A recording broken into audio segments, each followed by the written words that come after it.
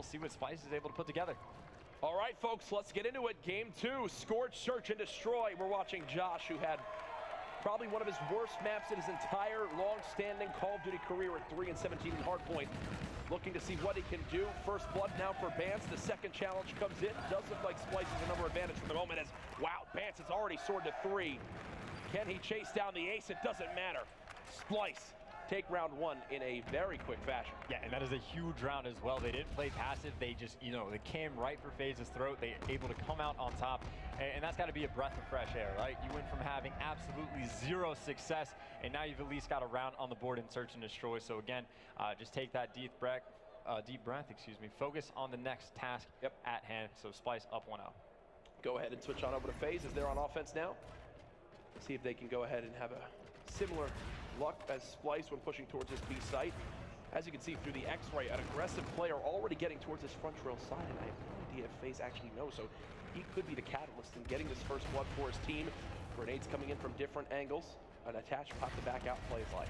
Yeah, 8-man stack on this B-bomb site for the moment. Someone's going to be able to make the first move. Jared's going to get that first blood. Difficult to trade out as well. You see Bance is pushing up to help out his teammate. It's going to be a clean trade right there. 3 versus 2 in favor right now. Splyce. Jared able to pick up his second kill as well, attached in 1v3. And those players for Splyce are wasting no time flying across the bomb site, making sure to close that one out and not give Attach any hope of clutching that round. Nicely done by Splyce. Mad Cat goes flying out for the 2-piece to close out the round. All right, so they've regained their composure. They've got themselves a round lead at the moment. As we continue on through, Splyce will be back on offense. Seems like right now, Chance, it's paying off with them just getting aggressive, getting into Faze's face before really any sort of strategy could come into play other than just run at the enemies and win the gunfights. Yeah, it's kind of like a dance around that B-bomb site, and as soon as that first blood comes in, the team can now be aggressive, of course. The bomb, once again, going over towards B Faze, though. They are triple stacking mid-map, and it looks like they're just going to go straight through. The player watching the flank for Splyce is supposed to be Josh. Josh is pushed through all the way to the 8 bomb site, and you see Zuma already able to pick up that first kill on the flank. Now players have to turn around. Jared is able to get 1. He thinks there is more players back here, but look at Josh right now on the mini-map. He's all the way in observation. He's actually going to run straight past the player. Placer able to pick up that kill. That's going to leave Bance in a 1 versus 2, and they know exactly where he is going. Does have that bomb in hand to his credit. Still, though, difficult situation to be in. I thought that was let's go Bance, but no, it's definitely let's go Faze. Confused me for a second. I was surprised to have so many Bance supporters in the venue this weekend. But no, all about Faze. They're hitting this outer wall run, and they'll go ahead, clean them up with ease. Faze clan get their first round. And that's the universal sign for hello. A very nice gesture there by Zuma.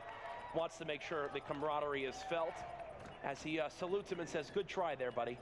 I think that's what he was saying. Yeah, gotta hit him with the salute. Totally the most respectful thing possible in that situation. But either way, Faze doing a nice job to close out that round.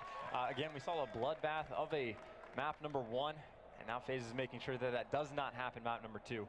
Not going to get 6-0'd here. So a very close game. Going to see what Faze is able to put together on offense. They mixed up to the strats quite a bit for that defensive round.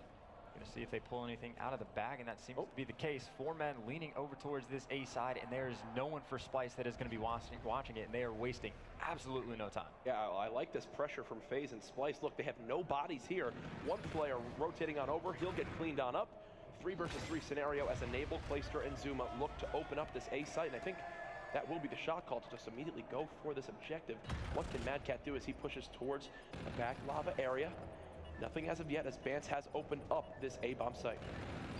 Second blood going to come in as well. Bance cannot be stopped. Placer's able to pick up 1, and Bance is going to be there to shut him down. He is 10-4 right now, or 10-2, excuse me, on the 4 kill streak.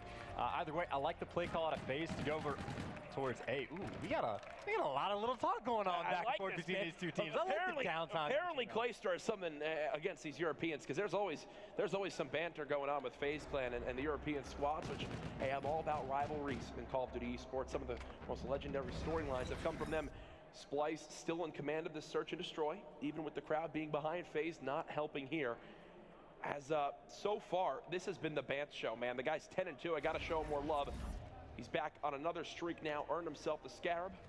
Moving towards his second streak as Splyce will go ahead and go back to what's worked for them so far this game, the B site.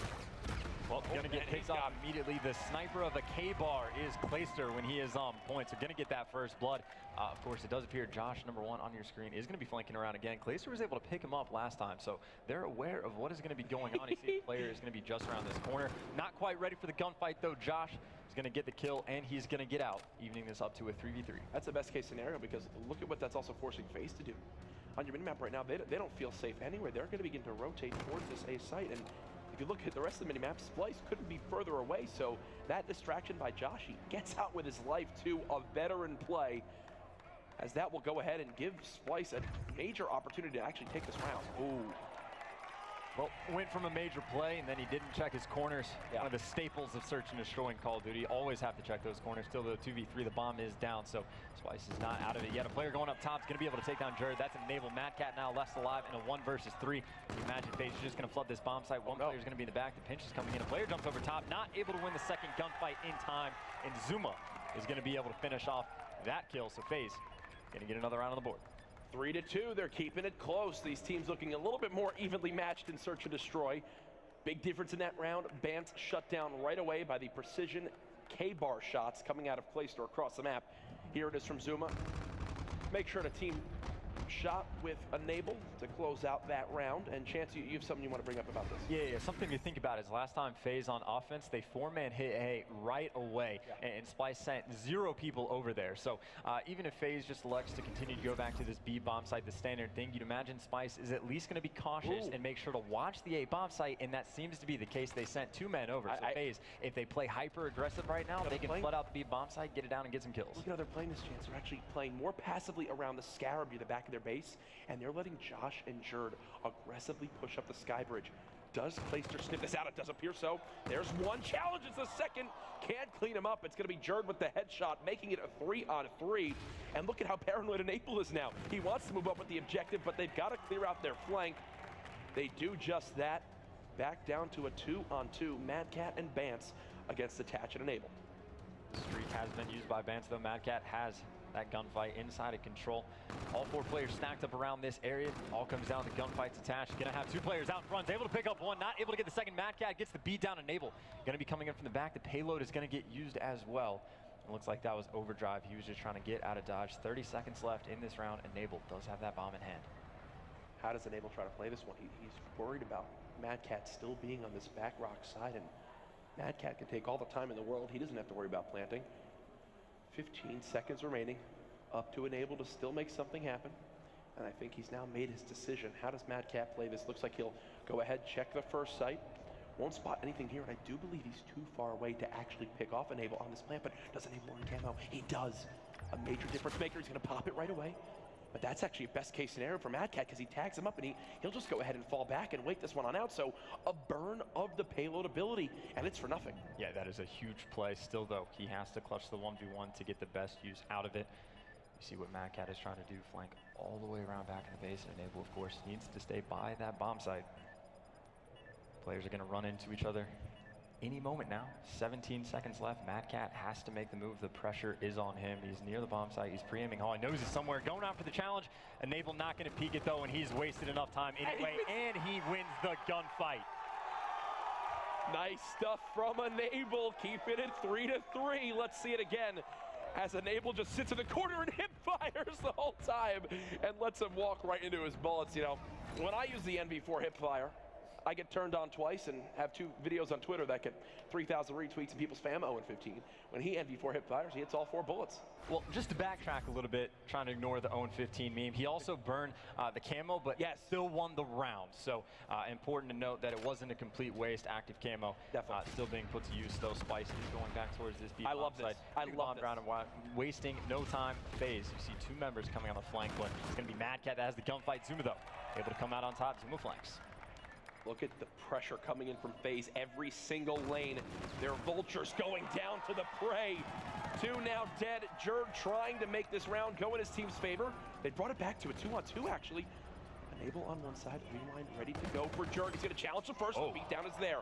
1 versus 1. Zuma against Jerd, 2 of the most explosive submachine gun players in the history of Call of Duty. They have ARs this time around, and whoop! Bringing it back in time as he rewinds. and wins the round. It's a flashy play, a great use of the payload ability as he goes around and clutches this one up. So many tense moments here, Chance, in this search and destroy. And beautiful play on both ends as well, because I'm not sure who that player on Faze was, but he was next to the bomb, baiting it out, Yes. laying down, pre-aiming exactly what Jared was going to do. Of course, the rewind gets you out of a bad situation. So that's a situation where no one did anything wrong. Sometimes, you do everything right and you still lose. That's just life. Have to commend Enable. His search and destroy as the weekend's gone on has definitely improved from the .25 KD he had in his first few matches of S&D this weekend. Now leading his team, has a streak to his name, and if you look at your mini-map, again, another interesting setup right now from Splyce as, I think I know what Clayster is using this round. He's got the sniper, he'll get first blood for his team. Jared in a gunfight as well. He's going to be causing quite a bit of a ruckus. Faze going to struggle to make any moves until they take care of this player. Of course, that bomb is leaning. Jared trying to go for the beatdown, able to finish it off. How does he get out? It's the gunfight against Zuma, and he gets out. The player's not going to be there for the trade. That's Clayster in the back again, has that sniper rifle in hand. Yeah, not a good secondary weapon. He should be able to find the K-bar that was dropped by his teammate, though. I imagine he's going to be looking for that.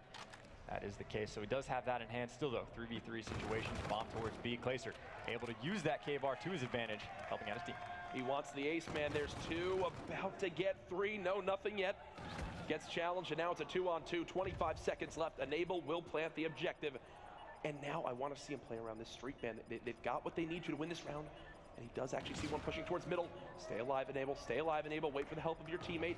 I do believe he's going to get it, but no, it's actually attached, getting cleaned on up. 1 versus 2. Streak now coming in. What can it do for him? And he should just stall this out. Yes. Hover this as long as possible. Buy time. He knows who the players are. Beautifully called in. 1 versus 2. Enable trying to be the hero for Faze. This one tied up at 4-4. Shots down range and oh no! Oh no, we're gonna pretend like that didn't happen if you're a fan of Faze. In fairness, though, that bomb was planted on the opposite side. I don't know if he would have had enough time to get there, even if he won the gunfight. So that's a Trinity Rocket burn right there. It was a good idea by him, but got nothing out of it. So again, we saw a round earlier where the active camo gets burned for essentially no use, but the round is a win, so it doesn't matter. Yes. That might come back to haunt them. Chance, this is the series we wanted, these two teams so neck and neck right now. Faze fans in the crowd, your team needs to mount the comeback right now. If they want to go up 2-0 in this series, does Clayster still have the sniper? And oh, he does. 3, 2, 1. Does he peek? No, not about yet. And again, Splyce immediately dive right towards this objective. They know Attach is behind this drill. They get some tax on him for the moment as he's just trying to stay alive. His teammate now cut down. 3 versus 3. Attach is now found by Splyce. Clayster moving up the map. He's got his overdrive. Nothing for him there. Enable the final hope for Faze in this game too. And he's about to get pressured by 2 different players. Snaps right onto 1. The second player is there, and he's somehow gotten out with his life.